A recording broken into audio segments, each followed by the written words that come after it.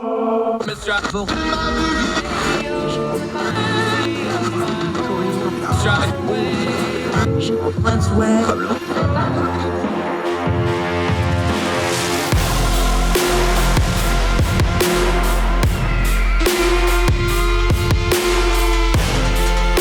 host, Andrew Donaldson. This is Heard Tell.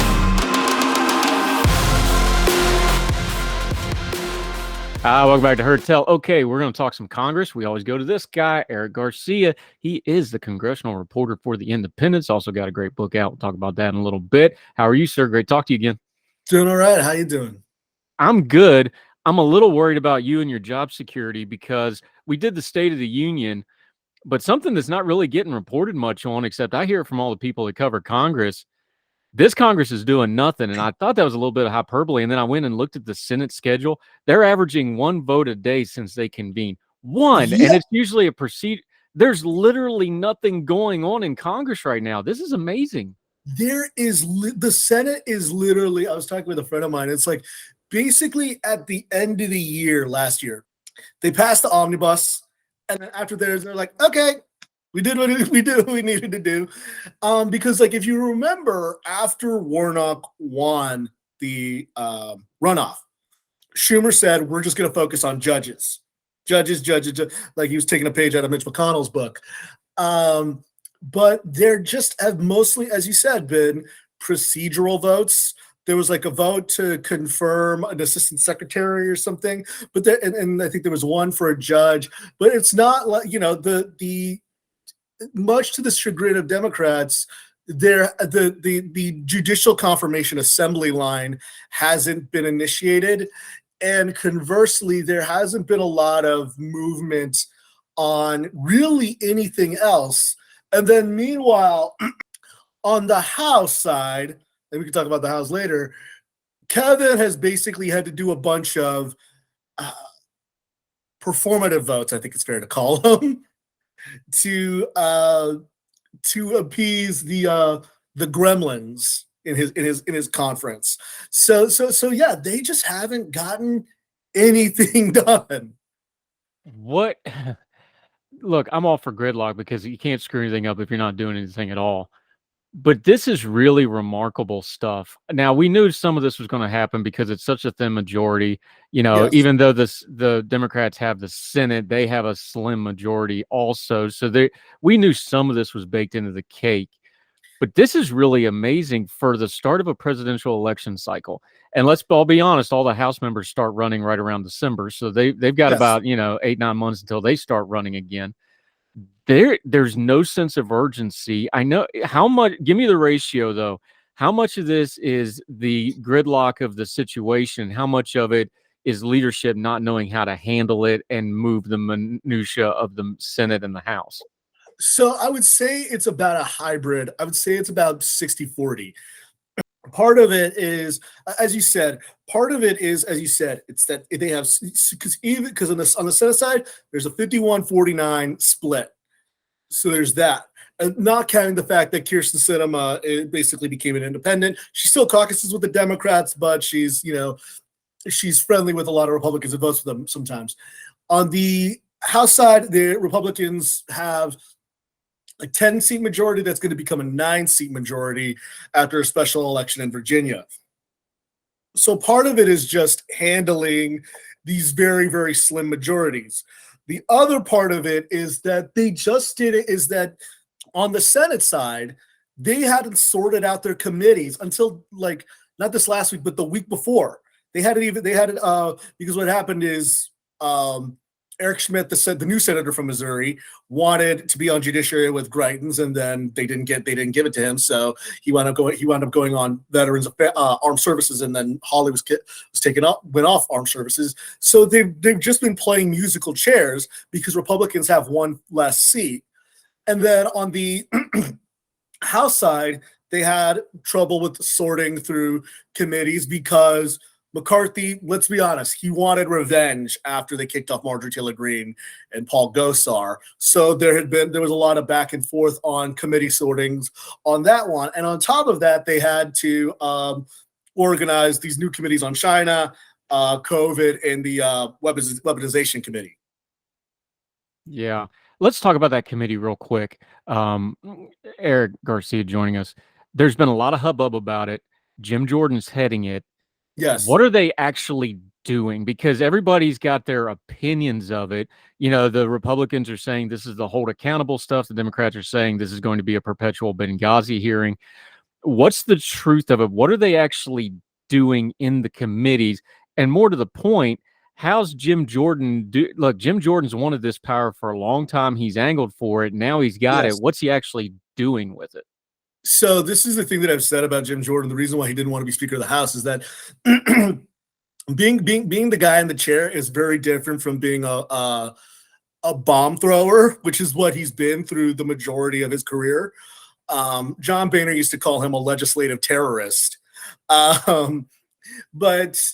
now I think what he's trying to do is he's trying to split the balance between seeming like a responsible chairman of a committee while still being the guy who hoots and hollers about James Comey and Peter Strzok and Lisa Page. So I was actually in the room for the first 2 hours, I think, of that weaponization committee before my mom called, and you got to answer to mom no matter where she calls you.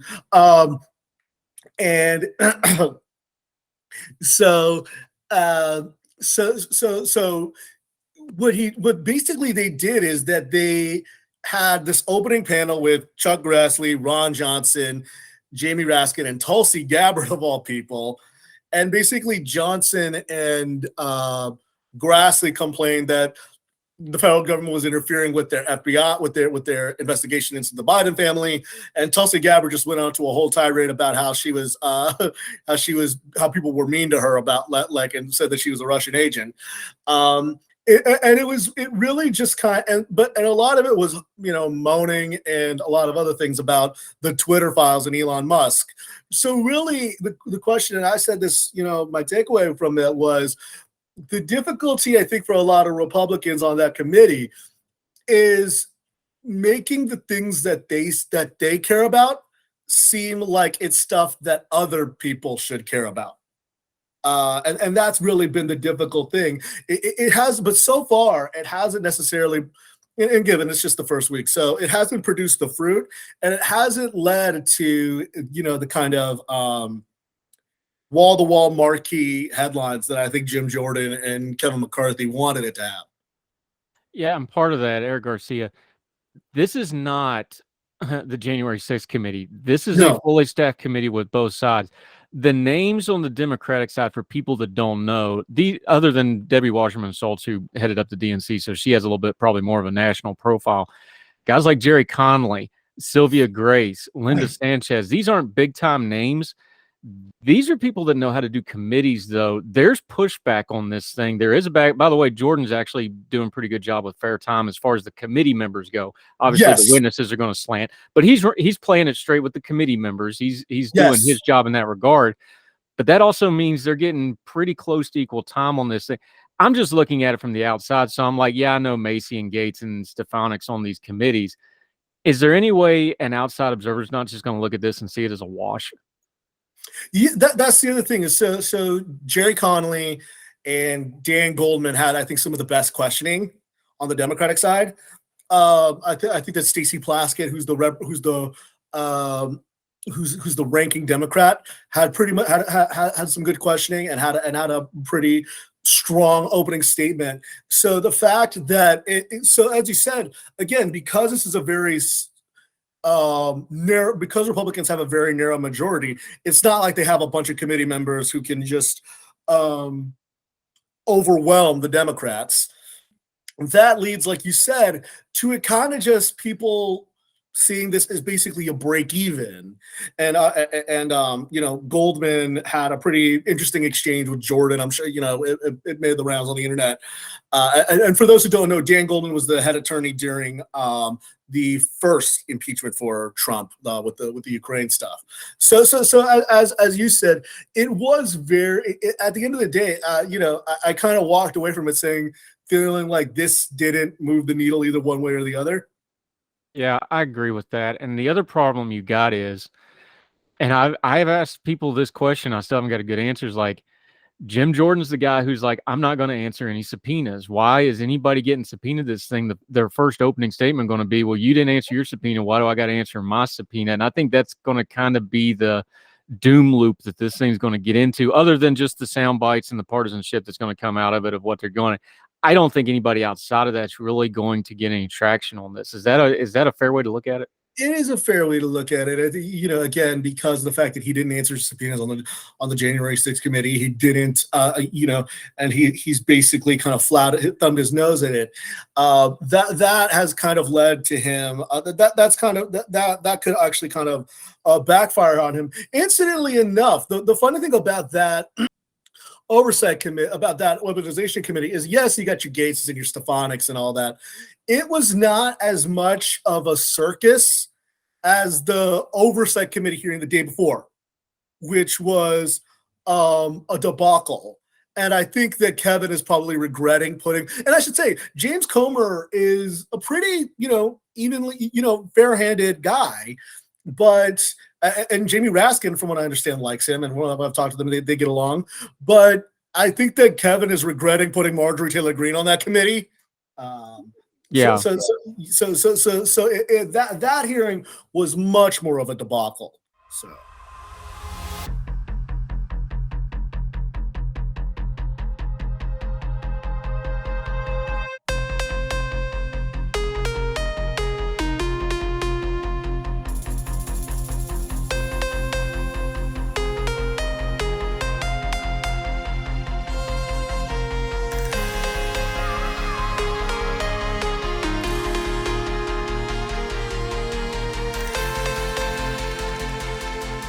Yeah, I wanted to ask you about Marjorie Taylor Greene too, because I've got a little bit of a working theory on here. I think, and people, look, this is just, we do a dog grown folk talk here. Probably the best thing that ever happened to Marjorie Taylor Greene was the Democrats stripping her of her committees, because nobody listened to her talk outside of conservative media for 2 years. Yes. Anybody that pays a lick of attention to her, they can't hide her now. And I know she's not the only crazy person in Congress. There's a couple on the Democratic side that say really Looney Tunes things, but she's just kind of, look, Kevin made the deal. Kevin McCarthy, she buddied up to Kevin to get her committee assignments back. She's got it. They can't hide her now, and she ought to be an in-kind donation to Democrats, because she is just so off the wall with this stuff. I think this, in the long run, is actually going to end up being her undoing, the fact that she's actually on the committees now. No question, because I remember, like, after she got stripped of committee, she says, "Oh, well, now I have more time to, like, do other things," back in, like, 2021. And weirdly enough, she was kind of right about that, because if you're on committees, that means you actually kind of have to do serious, important work. Say what you will about Matt Gaetz, but if you remember, the thing that he wanted when he twisted the knife into McCarthy was he wanted a chairmanship over I think it was for a subcommittee on armed services, which makes sense. He represents Pensacola. He represents the Panhandle. There's military bases there. Greene,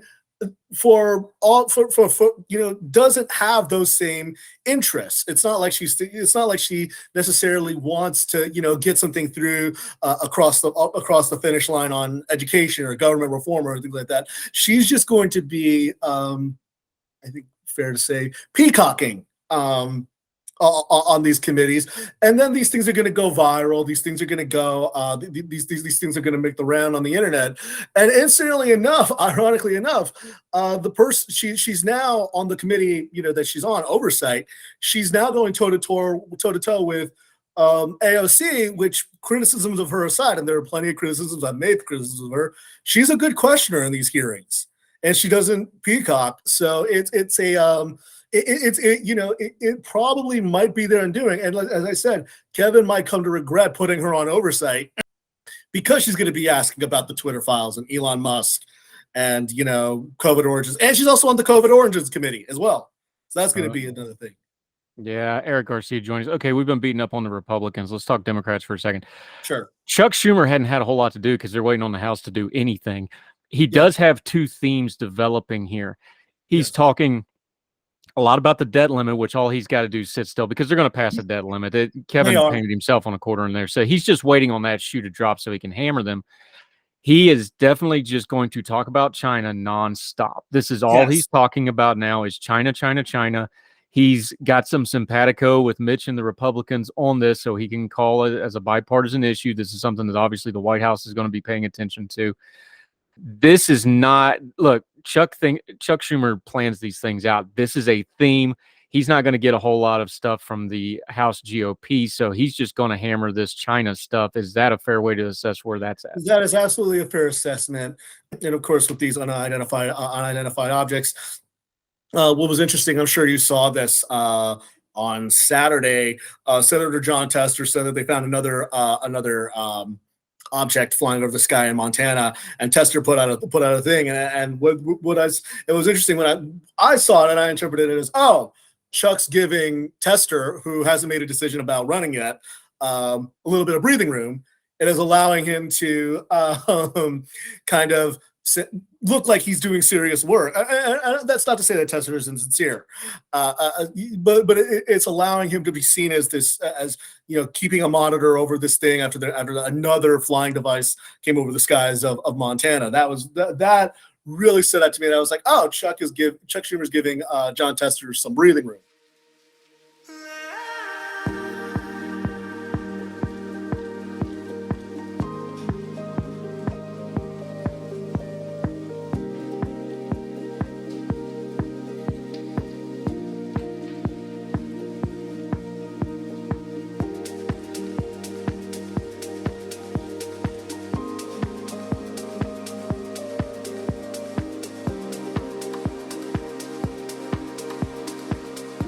Yeah, Eric Garcia joining us. While we're on the subject, look, I'm one of those cynical people.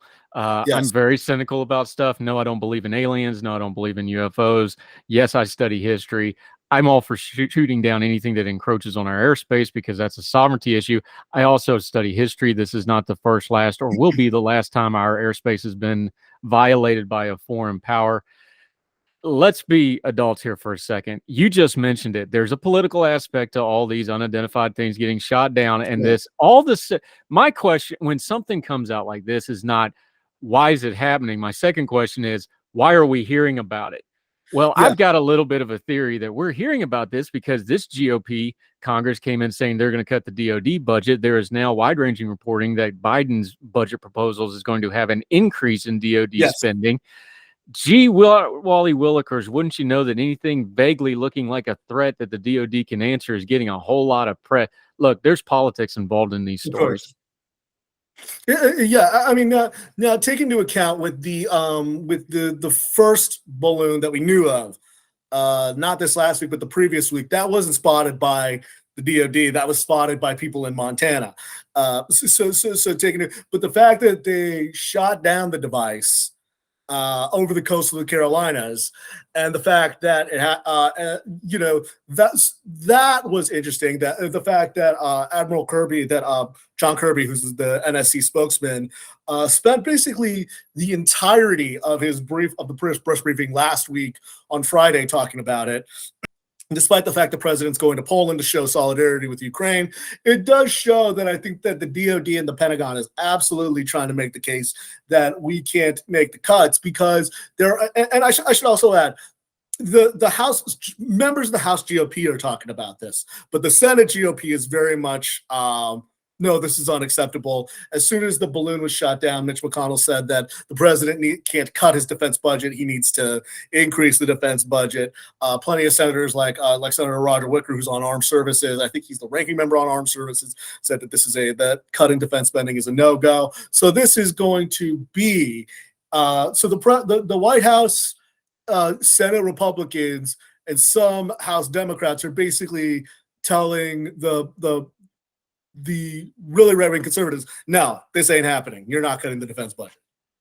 Yeah, and there's a lot here. Defense is like education. It's like, well, you can't do. Most of the budget has nothing to do with the frontline troops. That's what they're talking about cutting. So this is just kind of the old story. Administrative. Yeah, there's plenty to cut in the DOD that wouldn't hurt the troops whatsoever. Okay, Eric Garcia, the debt ceiling is going to be the theme because there's nothing else going on. There's going to be a deal here of some kind. What's the pound of flesh involved here that gets us over the starting line, and does Kevin McCarthy survive it? Okay, those are two very important questions. So first off, yes, they are going to raise the debt limit. Don Bacon, who's a moderate from Nebraska, said that they're not going to do what's called a discharge petition, which would allow for all the Democrats and some moderate Republicans to just bring a clean debt ceiling increase to the floor without going through the committees. But I think that ultimately and McCarthy has said ultimately that Social Security and Medicare are off the table. That hasn't. But what he didn't say is he didn't say Medicaid. And, my good friend Joseph Sabraz Roig asked Joe Manchin about Medicaid. And he kind of showed some openness. But then when I talked to Joe Manchin, he said that we're not scaring the bejesus out of people about things that they depend on. So that might be something. There might be some cuts around the margins, but I don't think. But incidentally enough, the person who laid it out the most was AOC, which she said, look, if you don't touch Social Security and Medicare and you don't touch defense, you don't have that big a chunk of when it comes to discretionary spending and non-discretionary spending. You're going to have trouble making the kind of cuts, especially because Republicans want to balance the budget within 10 years. When you take Social Security and Medicare off the table and you take defense off the table, that is infeasible. So the question then becomes, and of course, take into account that the Democrats still control the Senate, so they're probably not going to say yes to a lot of the kind of cuts that House Republicans want anyway. So that is so really the question is, what is there left to cut?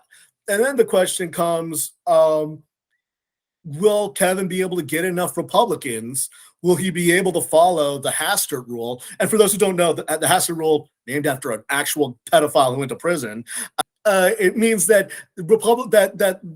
House Republicans need to get a majority of their party to put anything on the floor. I don't know if that can actually get to the floor. So without Kevin having to ask the Democrats for hat in hand.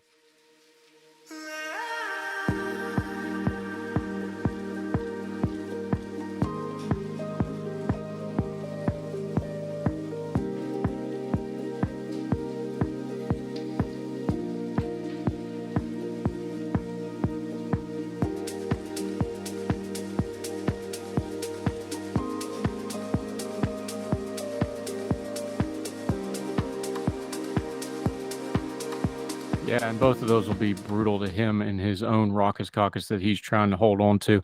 Okay, one last question. We are entering the presidential. Look, Biden's going to run again. We've got most of the Republicans. Nikki Haley's going to be announcing here probably next week. It looks like Trump's already in. DeSantis's people are saying his timeline somewhere around May to June. So we're in a holding pattern on this. Presidential elections affect what Congress does a lot. Lot. What is the congressional? Because that's what you cover. What are they waiting to drop in the presidential cycles? Are they trying to just get this debt limit done before that kicks into full gear and then they can just do committee stuff? How's Congress and the Senate reacting to the calendar ticking on the presidential season? Well, I mean, I think that it was interesting. I talked with Brendan Buck, who worked for John Boehner and Paul Ryan right after the midterm election. And he said, absolutely, Trump being in the presidential cycle and being in the presidential fold is going to absolutely affect this, because if Trump posts something on Truth Social and he says, Kevin, don't take the deal, need to be strong, all caps, or we don't have a country, then that could affect a debt limit deal. Conversely, Ron DeSantis never really had a relationship with Kevin.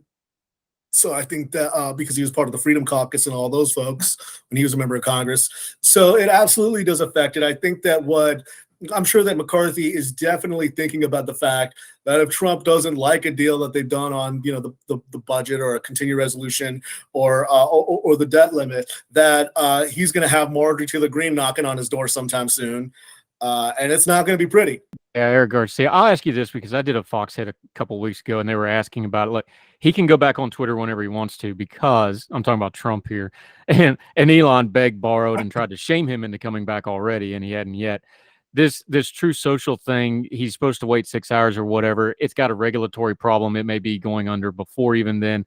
The rumor is that his agreement ends with them anyway, somewhere around May or June. That's about the time presidential season really kicks off. Trump can get back on Facebook now, Meta, that includes Instagram, all this stuff. If you start getting, I'm just looking at the congressional calendar here. This is about the time all this stuff's going to really get icky and dicey, this March through June. Look, that's going to be the make or break of this Congress, is the March through June period of this year. That may be the time that the presidential season really kicks off. That might be the time Trump returns to social media properly. That's a lot of cross streams all at once for folks to deal with. It is going to enter cross streams, and I'm sure that back in the day, Paul Ryan used to joke that he said, like, every morning I wake up and I check all of Trump's tweets that I'm going to pretend that I haven't seen this morning. And that is absolutely going to be Speaker McCarthy in the coming weeks, because he's going to have to pretend to say that, Trump's the president, but he doesn't lead the Congress. He's not the Speaker of the House. But he's kind of in a bind because, as people might have remembered, because thanks to the C-SPAN cameras, Marjorie Taylor Greene got Trump on the phone to try to whip up votes for him. So Kevin is kind of, I'm trying to think of the word. Kevin owes Trump a debt. And Trump could basically at any moment tweet out, I got Kevin the speaker, the votes for the speakership. Don't pass a debt limit increase. And then what is he going to do? Does he survive the summer? It could very easily. So the question of whether he survives the summer or not has always been that's the question everybody else asks. But the real he has question to pass a debt limit. Like let's just play this out. He is going to pass the debt limit. That is going to happen. Which breaks all his promises. Which breaks all of his promises, because he got rid of the Gephardt rule. He got rid of a lot of the other rules. The question then is, who leads the revolt? Because it's got to be someone with credibility. It can't be Matt Gaetz. It can't be Lauren Boebert. It's got to be one of the 10 or 13 Republicans who switched their votes on him. And the other question is, who do they put up in exchange instead of him? That to me is the real question. Is if the way he survives is who leads this revolt against him, and do they have a credible alternative? Because Scalise is not going to knife him yet. Jim Banks is leaving for the Senate. Stefanik, but well, as we've talked to before, I've said it since she did it. Stefanik did not burn all her bridges to sit at the number 3 spot. So Scalise better do it or get off the pot, because he might get double knifed because he's got her standing behind him. I'm just throwing a name out there. Like she didn't look. She's an Ivy League. She was she didn't burn all those bridges to be the number 3 in the House. No. She's ambitious. That's somebody I would watch. Scalise may do it himself. Banks is off to the Senate supposedly, and that's going to get ugly. But I would think it would be one of those two, right? It would be one of those two. Emmer, I think, is waiting to actually move up in the ranks after he had an admittedly good 2 terms as NRCC chairman. But the real question, as you said, is Stefanik or Scalise. The question is, again, Kevin might survive if the thing Kevin McCarthy has going for him is that his enemies are probably just as incapable of getting the votes as he is the best way I could put it. What a time to be alive and to cover Congress, my friend. You, my friend, have good job security, because this is going to be one of the crazier 2-year periods in the history of the United States Congress.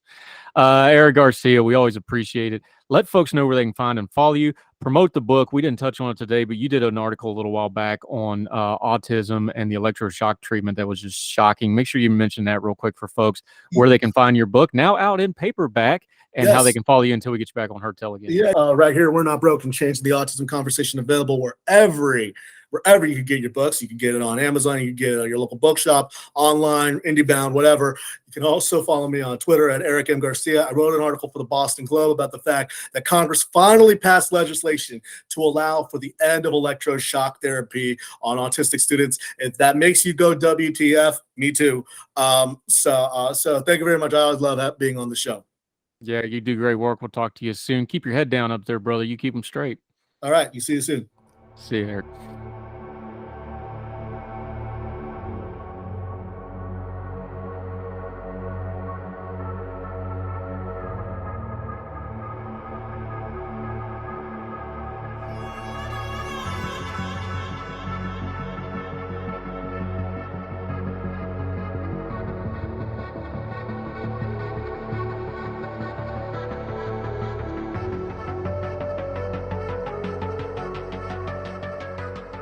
Welcome back to Heard Tell. Okay, new face. Love having these. Another great Young Voices contributor. Although she's kind of like me, we're kind of pushing the term a little bit, but we're happy to be there. Elizabeth Grace Matthews, well educated, went to every school in Pennsylvania except for Pitt, so we're going to call her a friend.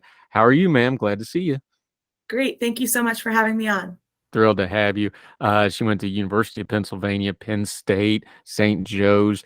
She's one of those right-hand Pennsylvania folks, the Philadelphia area. Let's start right there, though. We're going to talk a little education today. Let's start a little big picture here, though. This is one of those things that came out of COVID, because we can't talk education without COVID, because COVID changed how everybody viewed education. Actually, let's rephrase that. That's the first time a lot of people paid attention to education. Let's just be real right here, right? We know one of the biggest problems out of COVID was the poorest among us, the least advantaged, disparate people groups. Those folks got absolutely hammered with school closures. You have a piece out in the Post-Gazette in Pittsburgh. This goes into the school choice argument directly, because those kids didn't have a choice when it came to public education. There's the school choice movement that's going on. There's a gap here. We've got to close this gap up between the poorest among us, the least advantaged among us, and getting them better options for school. That's really the long and the short of the problem here, isn't it?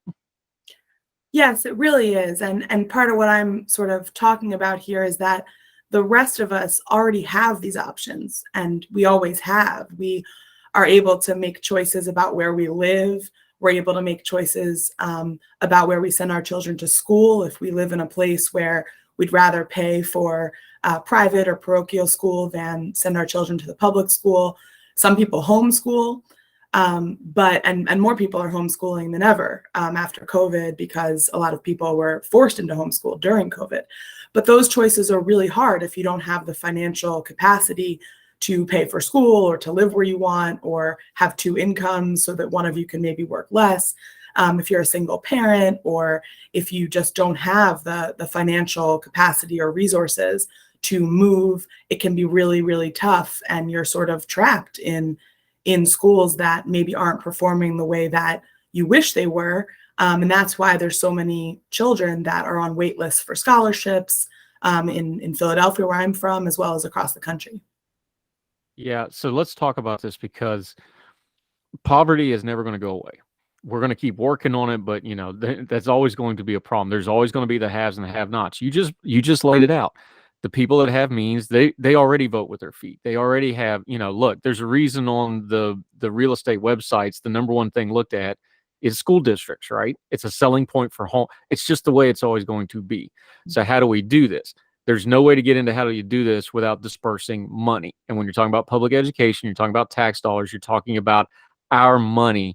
That's where this gets sticky in a hurry, because when it gets to the money, everybody's going to argue where the money goes.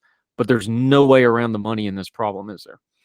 There really isn't, unfortunately. And, I certainly have no problem with public school. I think a lot of people don't have problems with public school, but I send my children to parochial school because I prefer them to be in a school where I know they're getting the kind of education I want them to get, and where it's an environment where I feel that I can have access to leaders that I want to have access to.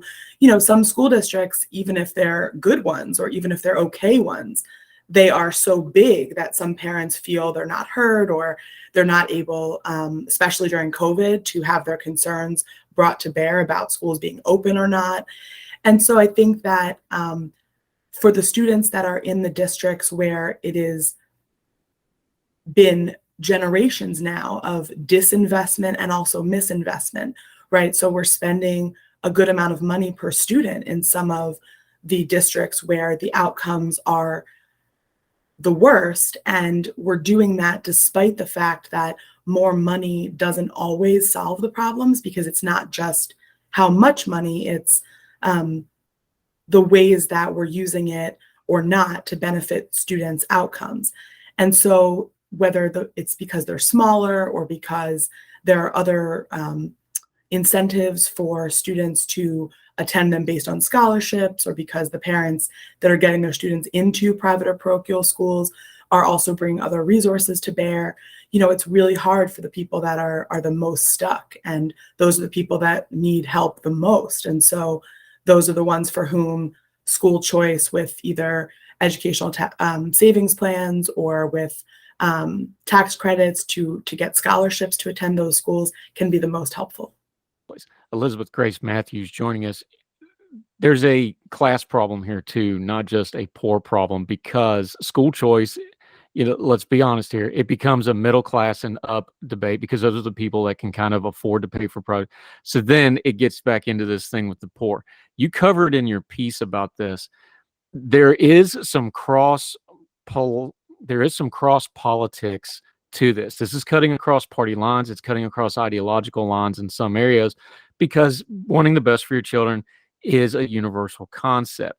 How do we get it out of that rut of probably middle class, upper middle class up being that kind of an issue, and bridging that gap, not just with the money, but with the perception of it, of this is something that needs to be for everybody, not just the very rich, not just for the middle class and means that are trying to climb the ladder or whatever you want to. If you have a kid going to school, they should have a better option in school. Thank you so much. That's a great question. And I think we are doing that. I mean, I think the National School Choice Week that just occurred highlighted that a lot of states are putting more options for school choice on the books. And I think that COVID really highlighted nationwide the depth and breadth of this problem, because it wasn't just about the school outcomes, which obviously the test scores fell dramatically during COVID across a lot of public school districts in the country, particularly in those where parents were working, children weren't in school. So I'm not sure what else could have possibly happened, right? You're going to have those gaps, and it makes achievement gaps bigger between people with socioeconomic resources and those without them. So I think that most people are starting to see that this is really the way to go. And I think that particularly parents in those school districts, they want that choice. The numbers are pretty significant about which, about how high the numbers are in terms of people that want school choice in both political parties and across the country. Yeah, Elizabeth Grace Matthews joining us. You've been in education a lot. You're very well educated. You have a terminal degree. You understand the machinery part of this, right? It's a conveyor belt. That's part of the breakdown here too, right? It's not just the school choice and the public school versus private school or homeschooling or micro schools or whatever. This is a disruption to the system as it exists. Now, there's a lot of people who are like, we'll burn the whole system down. Well, we can't do that, because even on the best estimates, you're still going to have 90% of kids in public school, right? How do we have this debate where there's a coexistence? Because I think that's really the path forward here, that everybody has some options, but part of those options is still going to be needing a healthier public school system. How do we get that coexistence? Because that's really probably going to be the path where you actually get some movement here, right? Absolutely. I think, let 1,000 flowers bloom is really the way to go for sure. A lot of people love their public schools, whether it's because they moved to a place, exactly as you said, where they wanted to be in those schools, or whether because they are in a school that has done a lot to make themselves competitive and make themselves a great place for kids to be, even if they're not in the best district. So this really is on a micro level about individual schools. But exactly as you stated, on the system level, it's about making sure that people can choose where to be, whether it's choosing different public schools, not being restricted by their zip code, but perhaps by a broader county, or whether it's using charter schools, which are public schools, but run not by public school districts, or choosing private schools, or having the option to receive some funds to facilitate some sort of schooling co-op and homeschool. These are all things that we experimented with quite a bit during the pandemic because we had to.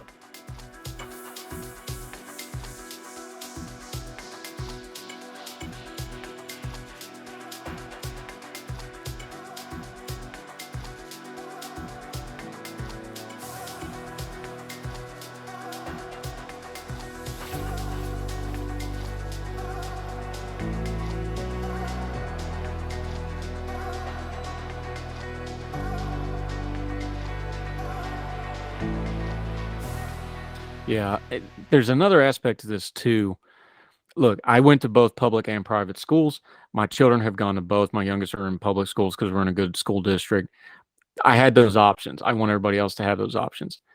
Some of these options don't hit people right. When you start talking about the lottery system for some of these, especially really rural, inner city, things like this, really desperate circumstances, and you've got a lottery, that really hits people wrong. It hits me wrong, and I'm all for school choice. It just feels wrong. It feels icky. It's like, this isn't right.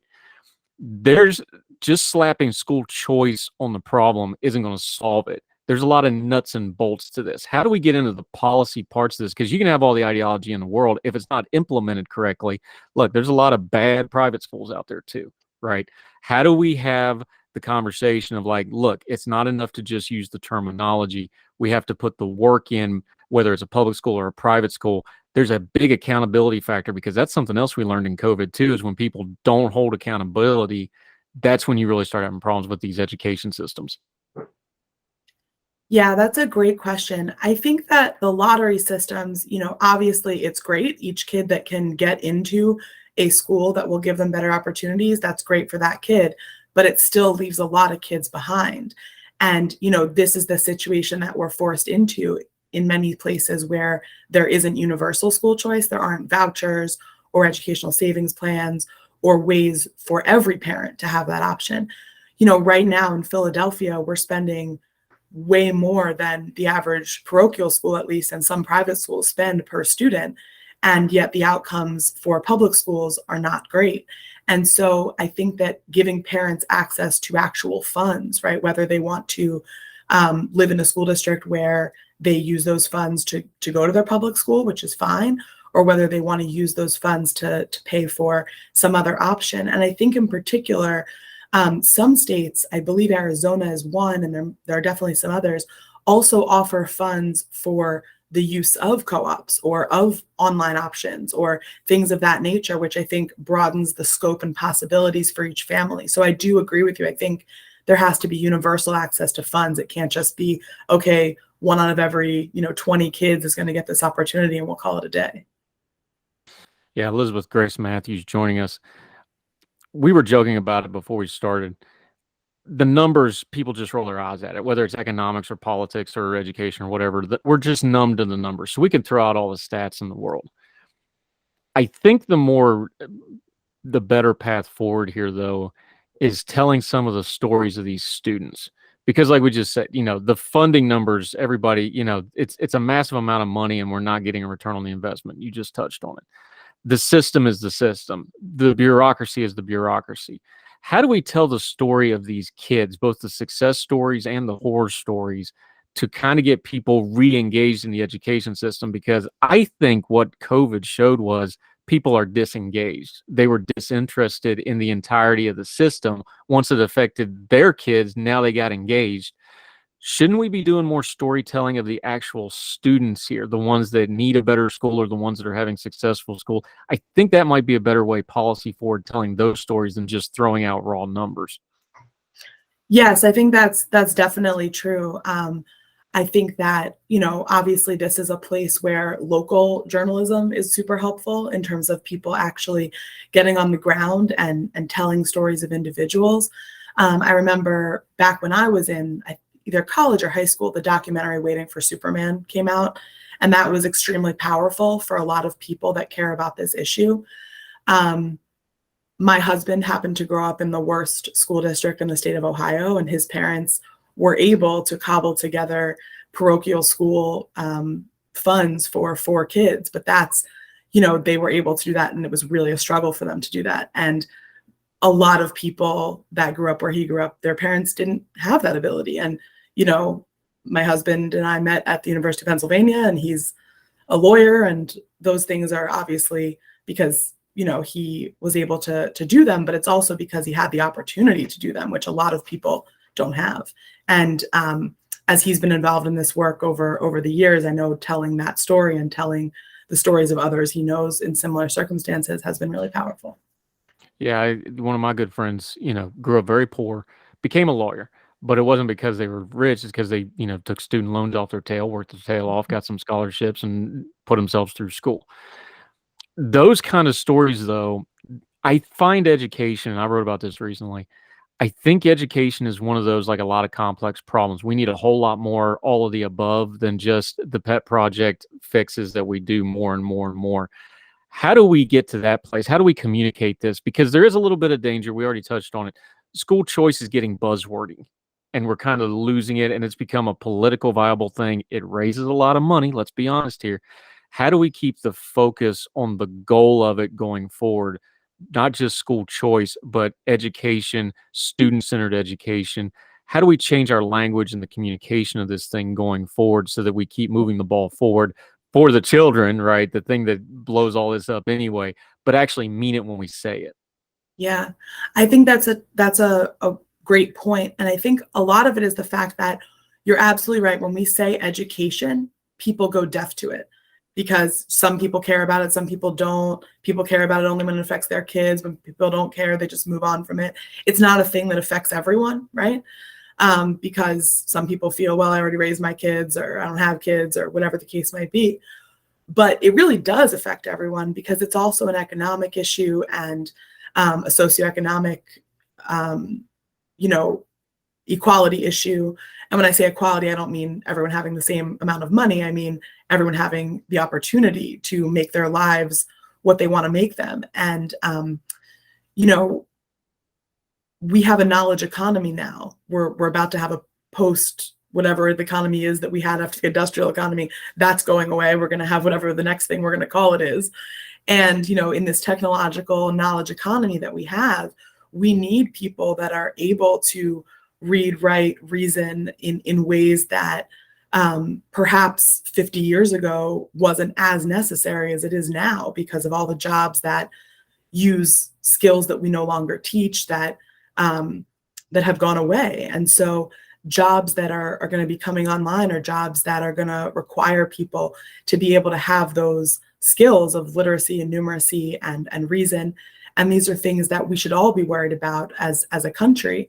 In addition, I do think there's room. A lot of people talk about more vocational education, about making students able not just to have the choice of a school district or of a better school or something like that, but also have the choice of, I know I want to be an electrician, or I know I want to be, whatever the case might be, and be able to track myself into doing that so that we wind up being able to fill some of the job vacancies that will come online in the next, many years. Yeah, Elizabeth Grace Matthews, always an important topic. We talk education a lot on this program. We're going to keep talking about it because it's never going to go away because we got to keep educating our kids. How we do that says a lot about our government and our society and all of us. So we're going to keep talking about it. It's a great piece. It's in the Pittsburgh Post-Gazette. We're going to link to the entire piece. Make sure you read it yourself. Till we get you back on the program to talk again, let folks know where they can find you, how they can follow you, and how they can keep up with you till we see you again on Heard Tell. Thank you so much. I am on Twitter at Elizabeth G. Matt, and I'm also on Instagram and LinkedIn. If you Google, you'll find me. Yeah, we're going to do the links to all that. You can see your social media on the lower third graphic if you're watching on the video. Elizabeth Grace Matthews, thank you so much for the time, ma'am. Thank you so much for having me. Yes, ma'am. All the music on Heard Tell is provided under a Creative Content license from monstercat.com.